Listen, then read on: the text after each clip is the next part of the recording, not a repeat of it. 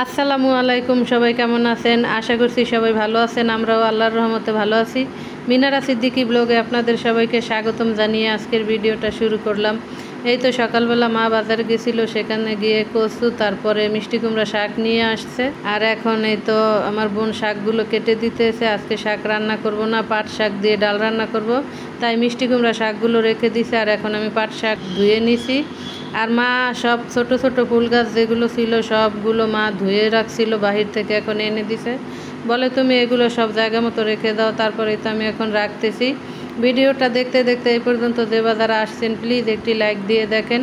একটি লাইক দিয়ে দেখার অনুরোধ রইল। আপনাদের একটি লাইকই পারে আমার ভিডিওটা সবার মাঝে পৌঁছাতে। আর এখন এই তো রান্নাঘরেরগুলো রান্নাঘরে রেখে দিলাম। এখন সবগুলো রাখা হয়েছে। আর এদিকে মা ডাল ভাত বসাই দিছে। আর শাক ধুয়ে রাখছি, তারপরে উস্তা কেটে রাখছি, কচু কেটে রাখছি। আর বাইরে কিন্তু এখন একটু রোদ উঠছে। সকালবেলা একটু বৃষ্টি ছিল কোনো রকম, আর এখন রোদ উঠছে আলহামদুলিল্লাহ।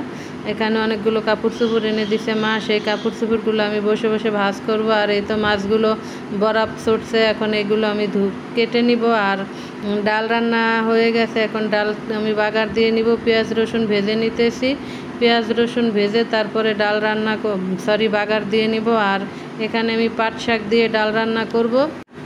এখন এই তো বাগার দেওয়া হয়েছে, তারপরে আমি ধুয়ে রাখা পাট শাকগুলো এখানে দিয়ে দিব। আমি আজকে বোম্বাই মরিচ দিয়ে তারপরে ডাল রান্না করব। বোম্বাই মরিচটা অনেক গ্রাম ছিল প্লাস ঝালও ছিল, তাই ভাবলাম যে পাট শাক দিয়ে এভাবে রান্না করি। এভাবে রান্না করলে কিন্তু অনেক মজা হয়।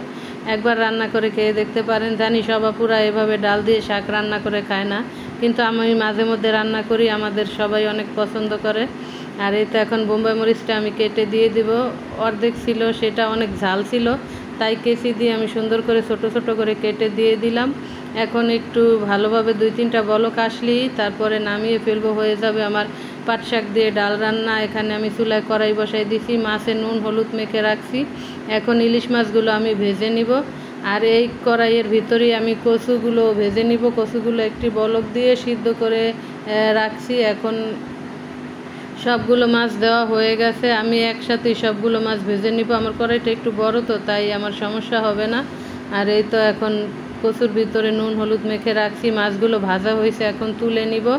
সবগুলো মাছ তুলে আমি এখানে এখন কচুগুলো দিয়ে দিব।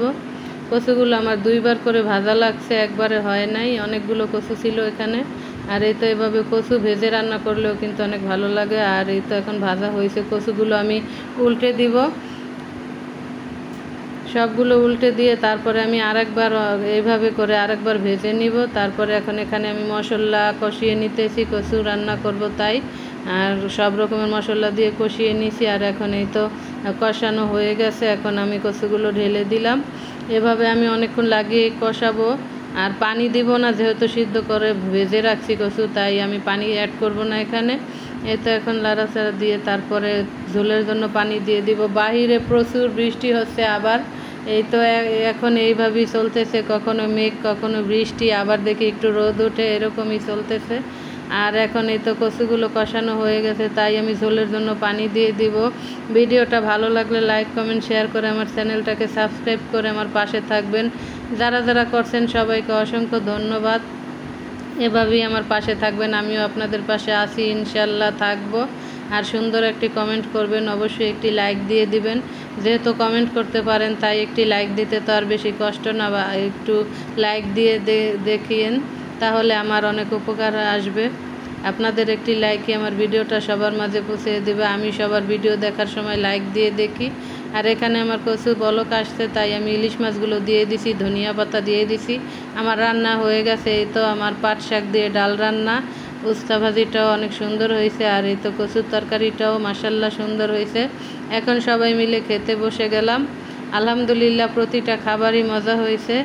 আর এখানে মা চাপড়ি বানাবে, চাপড়ির জন্য চাল ভিজিয়ে রাখছে। এগুলো হয়েছে বিন্নি চাল, আমার শাশুড়ি মা দিয়েছিল গ্রাম থেকে, সেইগুলো এই কয়টাই ছিল। মা বললো তাহলে চাপড়ি বানাই, আর আমার বোন চাপড়ি খেতে চাইছে আমার কাছে। এই তো মা চালগুলো বেটে নিতেছে। আর আমি এখানে কাঁচামরিচ ধনিয়া পাতা এগুলো ভেজে নিচ্ছি রসুন দিয়ে, তারপরে একটা ভর্তা বানানো হবে। আমি ভর্তা বানাইতে বানাইতে মা এখানে চাপড়িগুলো ভেজে ফেলাইছে।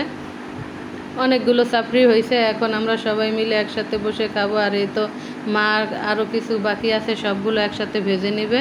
আর সবাই মিলে গরম গরম চাপড়ি আর ধনিয়া পাতার ভর্তা দিয়ে খাবো। আলহামদুলিল্লাহ অনেক মজা হয়েছিল। কিন্তু আমার ছেলে, তারপরে রাতুল, আমার মহারানী, আমার বোন, সবাই মিলে এখন আমরা খাইতেছি। অনেক অনেক মজা ছিল। আমার কথায় কোনো ভুল ত্রুটি হয়ে থাকলে অবশ্যই ক্ষমা সুন্দর দৃষ্টিতে দেখবেন আর ভিডিওটা ফুল ওয়াচ করবেন। আর এখন সবাই মিলে চাপড়ি খেতে খেতে আপনাদের কাছ থেকে বিদায় নিয়ে নিব। চাপড়িটা কিন্তু আসলেই অনেক মজার ছিল। আজকের ভিডিও এইটুকুই। সবাই ভালো থাকবেন, সুস্থ থাকবেন। আল্লাহ হাফেজ।